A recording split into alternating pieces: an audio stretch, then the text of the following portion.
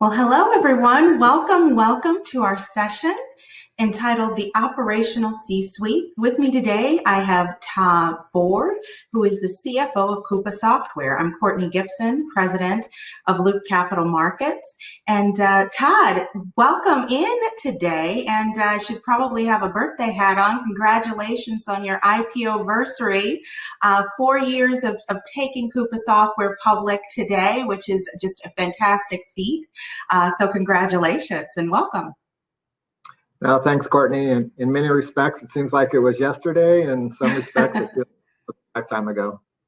Well, Todd, there are just so many facets to being a CFO, and even more so for public companies, and we'll dive into that here in a few moments. But first, from a housekeeping perspective, we'd love to have everyone here engaged. So please, on the right of your screen, enter your questions into the chat, and we'll be sure to try to incorporate them in. I expect a very vibrant discussion here with you today, Todd. So hopefully everyone is ready to go.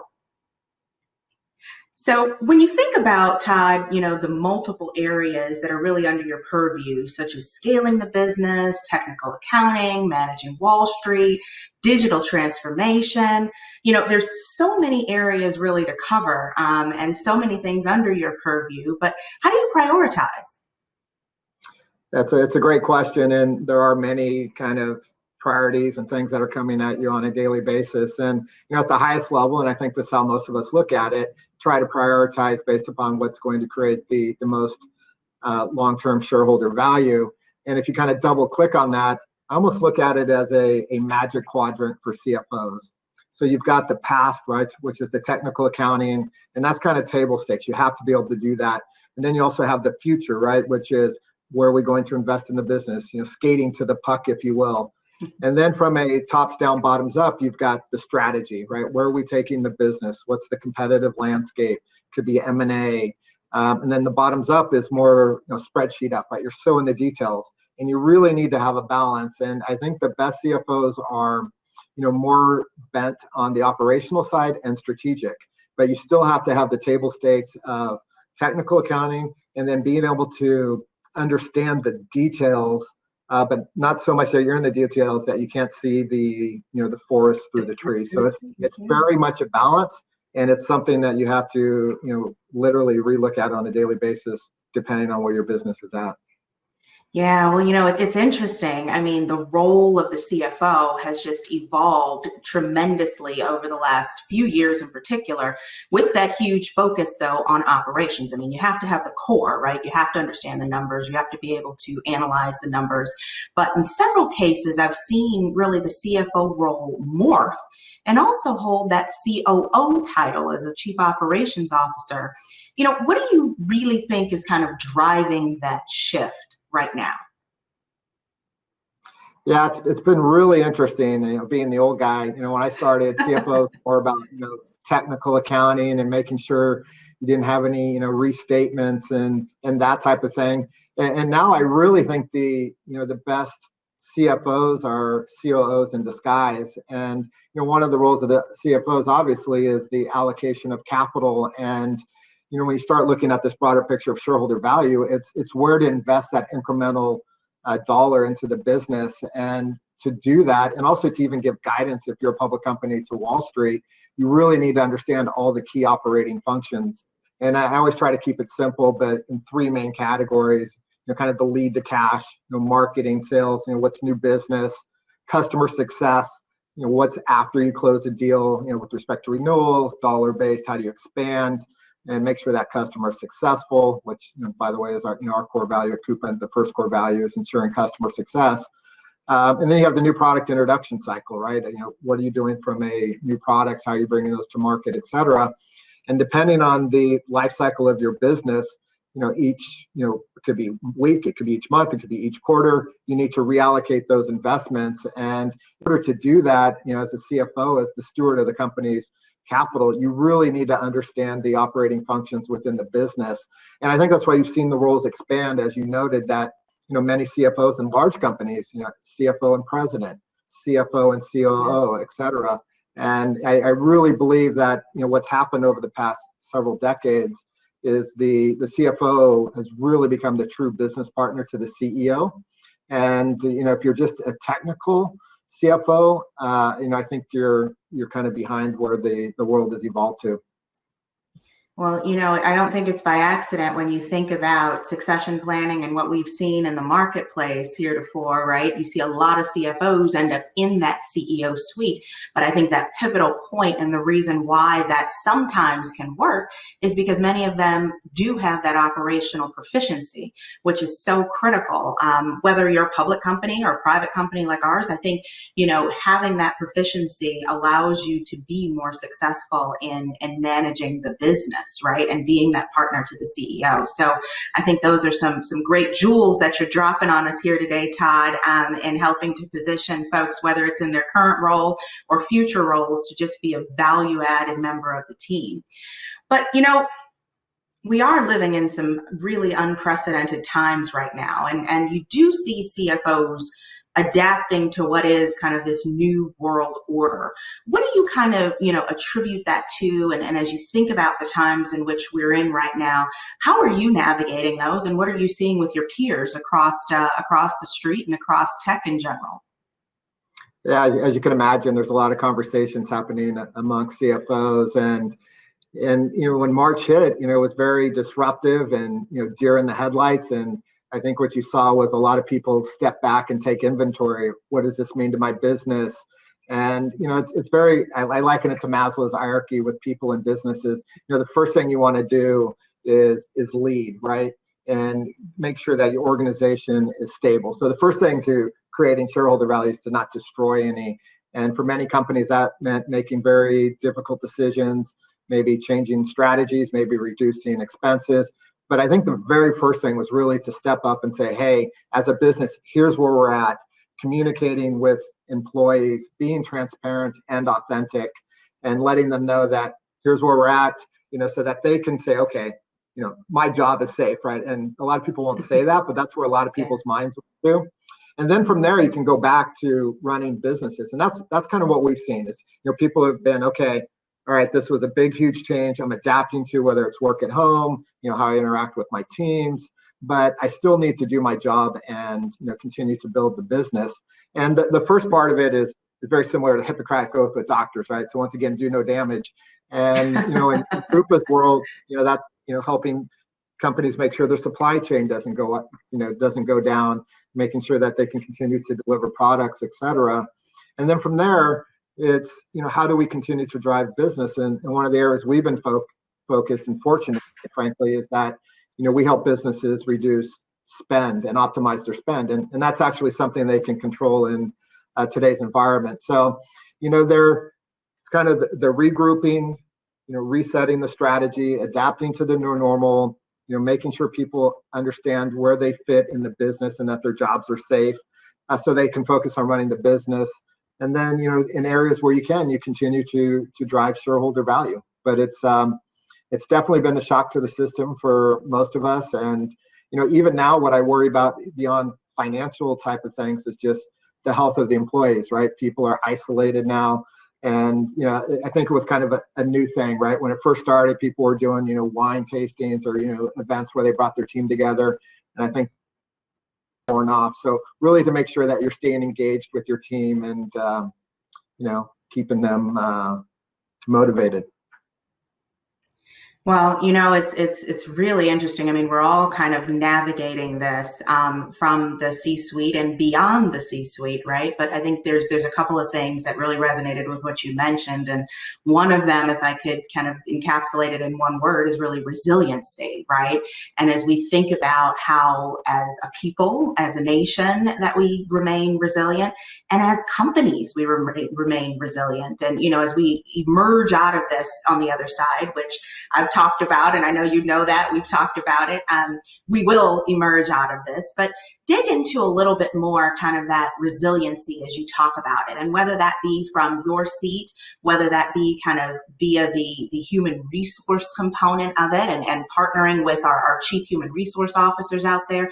Walk us through a little bit just how you think about that resiliency for your company, and again, across the industry. Yeah, it was really interesting. Last summer, obviously before COVID hit, we did a lot of roundtables in Europe with the Financial Times and kind of the leading CFOs over there. And the conversation was obviously more around Brexit at that point, and it was a really interesting dynamic. And it was uniform across the the multiple dinners that we held. But when they were asked about Brexit, you kind of expect them like, I don't know, it's a great big unknown.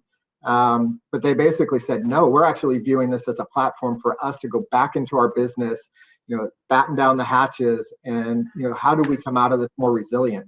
And they reflected back on 2007, 2008, the financial crisis, and even some of them, back to the the early 2000s with the dot-com crisis. And there's been several, studies around this, whether it's Harvard Business Review, McKinsey's done studies on this. The companies that invested in either go-to-market, R&D, M&A, it can be all sorts of things during the downturn. And obviously, assuming that they have to keep their businesses afloat, but once they got to that and actually started thinking about how do I come out ahead of this stronger than my competition, they actually used it as an opportunity. And, the results of that were the companies that were investing during the downturn came out much more resilient and outperformed their peers by 20% plus in perpetuity. So it wasn't like they did it for 2 to 3 years. And that's how we're looking at it at Coupa as well. We've continued to invest in our go-to-market teams, our technology platform. We've done a few M&A transactions during this time, which sounds a bit counterintuitive, just the difficulty. But we have a great engine in doing that. And then, the last piece that you hit on is the HR component. And, HR is, is the business partner to the entire executive team in the company. And, as I mentioned earlier, keeping employees motivated, keeping them healthy, keeping them engaged. We're doing various leadership trainings, and I'm doing one on Thursday with the leadership team about here's how to adapt in COVID. Here's where our business is, here's our strategy, here's how we're continuing to execute. But also taking it down to the individual level is really important. It's one thing to talk at a big company strategy level, but when you can cascade that strategy down to the employee level and how their impact and what they're doing, helps hit that goal, it gives them purpose. And I think that's really important. And, quite frankly, I'm actually in the office today. Most people don't come to the office, but most of my team is here. And although that's maybe taboo and you're not supposed to, it's been a huge lift for my team just to get some sense of normalcy, although there may be a few dozen of us here. And it is a bit apocalyptic when you walk into this big building and there's only a few people. But and it's at their own election, by the way. We're not forcing people to come. But I think that's really helped alleviate the team. And even if it's only 1 or 2 days a week, I think it's been a huge help. And it needs to be balanced, but it's a super important topic. Well, Todd, it's funny that you should mention that because candidly, we're in the same boat. We have people on our return to work calls constantly saying, well, how quickly can we come back? And what do we need to do? And how does this work? And so obviously we have, under the guidance of our Chief Human Resources Officer, really tried to figure out how we balance that as an essential business. Being an investment bank, we're essential. So through this whole piece, we have been able to come into the office, but it's been voluntary, right? So as you mentioned, but you made me also think about, and it's interesting, Bill Strand has a question in our chat that I want to address, and you might be able to loop some of this in, because I think the importance, and we've always known that our Chief Human Resources Officers are really core, especially in a people business, right? Talent is critical. But as we were talking about kind of the CFO and COO role blending, Bill's question came up and he asked, how does that blending of those roles impact the nature of the CHRO role? So I don't know if you want to touch on that a little bit, particularly with Coupa, and how that role has begun to change within your company, and obviously the importance, especially given what we're all going through right now, the importance of having a strong CHRO has really come to play. Yeah, well, we're really fortunate at Coupa that we've got one of the best CHROs on the planet. And as you noted, the single biggest. They're really taking notes, Todd. But by the way, we are being recorded, I'm sure. So be ready for that. I love our CHRO, and he's a very close business partner. And, a lot of, the maximizing your assets. So, part of it's communication, part of it's meritocracy, part of it is culture. Culture is, very, very big component of Coupa. And quite frankly, it's why I'm still at Coupa.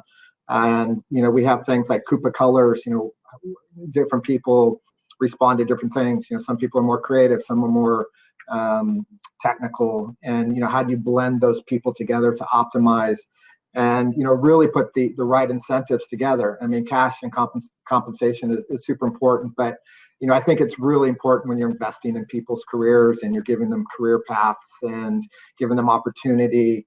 And one of the luxuries, quite frankly, we've had at Coupa since we've grown so quickly, we've had the opportunity to promote within, and that's kind of our philosophy. If you're ready and you've been doing the job, we'll promote. And, we've had like one guy on my team started off as a financial analyst, and now he's our SVP of operations and finance, right? I mean, he's a very high performer.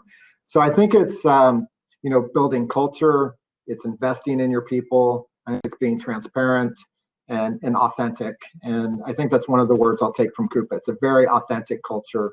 And, I'm not going to say there's no politics, but there's very few politics, which is rare in companies. And, the CHRO is really the architect of that.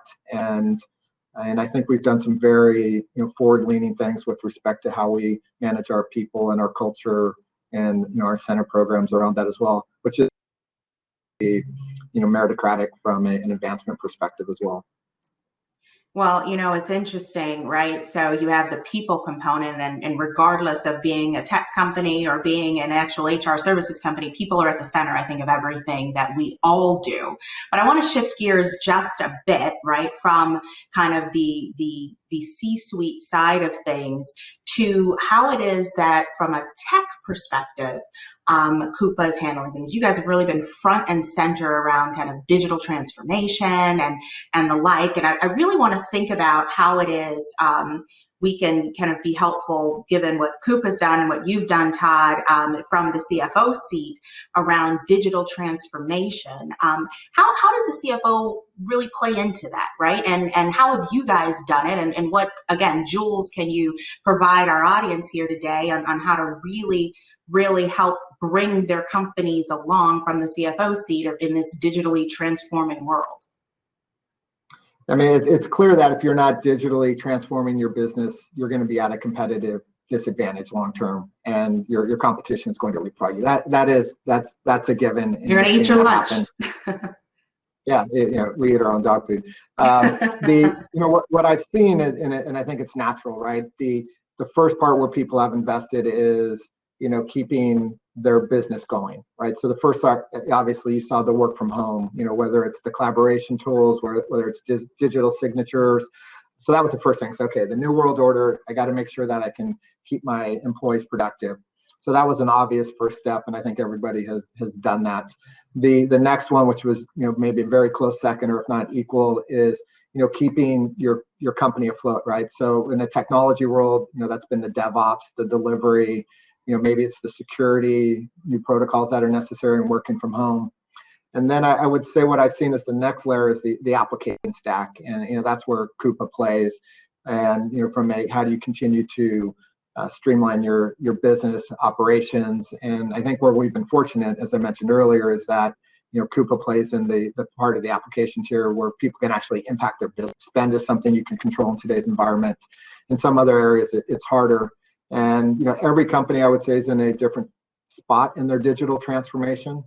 One of the things that was interesting is we did a survey with the Wall Street Journal that tend to be further along in their digital transformation is where the CFO and the CIO are in the same group, meaning the CIO reports to the CFO. Yeah. And I think that kind of speaks to, if the CFO is going to have the CIO, he probably is more of a COO, as we mentioned earlier. Yeah. And it was about 50-50, by the way. It's about 50% of these, Fortune, call it 500 companies, where the CIO reported in the CFO, and then the other 50% where the CIO kind of reported up through either the COO, president, or the CEO. And so it's, so I think it's been keep your employees busy, maintain your deployment of your business, whatever that is, whether that's technology, whether that's goods and services. And then the next part was what I would call the application tier after that. But in general, that's been where it is.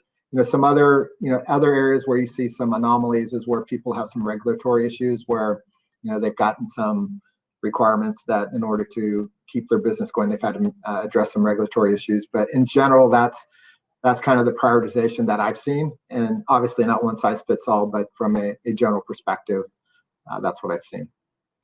So interesting, but it makes total sense, right? So when you talk about operational efficiencies, when you talk about saving, right? So in between that revenue and that profit line, right? Where can you actually become more efficient? One thing you didn't say around the digital transformation was terminations and replacing, technology, replacing people with technology. I think, a lot of people, that's what kind of has been fearful, right? And over the last 20 years, we probably would have moved even faster than we have into this kind of new digital world if people weren't actually afraid of, as you brought up before, kind of losing your job, et cetera. But I think the talented people are really adapting and adjusting and figuring out how to use tools such as what Coupa provides and others to be able to become more efficient in the roles in which they're at their companies to do, right? So I think it's incredible.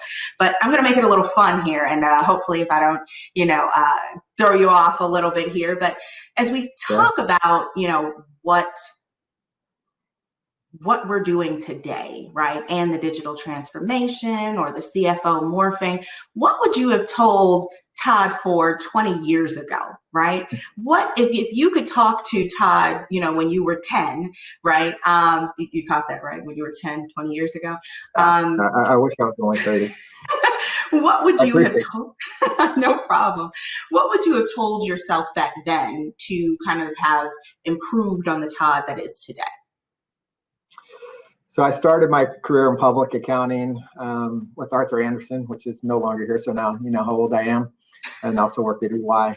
So probably, I really can't complain with the outcome. I've been very happy with my career progression and the things I've been able to do. So, but one of them would be, and I'm probably going to offend some people here, but in the spirit of authenticity, which is Coupa, I will say it, is I would have got out of public accounting much sooner, right? So, I did get the technical background, but I would have moved more into the information technology side and operational things sooner. And I was fortunate and I ran my own business and did kind of technical accounting and implementations of various systems when I left public accounting. So I was able to catch up. I have 3 sons, and one of them just came out of business school, and he's doing public accounting, and he's going to do 2 years and then get out. So that's what I recommend to people today. But that's probably the biggest, and the importance of relationships. Every job out of my career has been because of a relationship, and just kind of reinforcing that. And at the end of the day, it's the relationships that matter. And so I would probably invested even more so in relationships than perhaps I did. Relationships, right? You can count the numbers, you can count the coins, but if you can't communicate it to people and build relationships, doesn't matter, right, Todd? If you can't work with that CHRO, that CEO, the person kind of putting your pitch books together, it doesn't matter, does it? It doesn't. And I always tell my kids it's all about her. And at first I thought I meant my wife, but it's and it is all about her. Wait, stop there. Just stop there. It is all about her. Yeah. Well, good stuff. Good stuff. Well, as we think about, from your perspective, right, relationships being critical, understanding and being technically sound is critical. But if you were to say, what are the top 3 things that finance leaders today, the folks that are in our session today, need to do to kind of really run the operational CFO playbook? What does that look like? Yeah, I think it's people, process, and systems, right? So, you've got to have the right team. And, I'm fortunate here to have a great team. The processes to streamline how you run business. And then the systems, I always say you never want to throw people at a problem because it doesn't scale and it's not predictable. And then wrapped around that, I would say you have to understand how the business runs, and you have to get, you have to have close relationships with all of the executive team. But even more important than that, what's happening there, right? What's happening from, what are we doing from a go-to-market? Where are we adding new sales resources? What new technologies are coming to bear? How are we doing with our customers, right? Are they happy? Are they renewing? Are there things we could do to make their experience better? Are there things we could do better to drive shareholder value? But I think if you really understand the inner workings of your business and you put the right people, process, and systems in place, you'll be able to make the right investments in the business and scale the organization for long-term growth. And then also, as you mentioned earlier, what areas do you scale back? What areas maybe aren't generating the returns you wanted? And in technology is really the backbone of that. And what we try to do at Coupa is give every member of the executive team a dashboard so they can see the health of their business, so that they can make decisions in real time. As we were talking about earlier, the world has gone real time, right? Yeah. You want the right information at the right time to make the right decision. And I think the CFOs that maybe have had different jobs is also really helpful. People that have maybe worked in sales operations, people that have worked in go-to-market teams. I think that really helps having a diverse background, and not necessarily one that just comes out of the finance ranks and public accounting. So it's a very difficult question to answer, and I think different people get there different ways. But the more you understand the core workings of your business and the key drivers, the better off you'll be to be a successful CFO, in my opinion. Well, no, that is that's a lot. That's a mouthful. And candidly, I'm over here scribbling, taking down notes because, I think those are some really, really critical points that you bring to bear. And, oftentimes people think they can function in silos, but those silos will obviously kill creativity. And so when you talk about stakeholders and shareholders, I think those two can actually be aligned, and they should be aligned. So as we wrap up here and we think about, going forward, what that winning strategy would be. If the folks in our session today are walking away really with navigating this new normal with a winning strategy, what advice would you give them, Todd? I think it's leadership and resiliency, right? The more that you can be forward facing with an eye towards how do we get out of this stronger than what we were before, look at it as an opportunity versus a drag on your business. And I think the organization will respond. And if you can actually, make lemonade out of lemons, drawing up our recent commercial, I think that's really the main thing, right? And, in every crisis, there's opportunity. So I would say, look for the opportunity and lead. And, I always say people show their true colors at some point, and then you know what you're dealing with, and it can be good or bad. And I think this is the time for people to step up, lead, and put their business in a better position exiting than going in. Wow. Well, that's fantastic. My mom always has said, people show you who they are. It's up to you to believe them.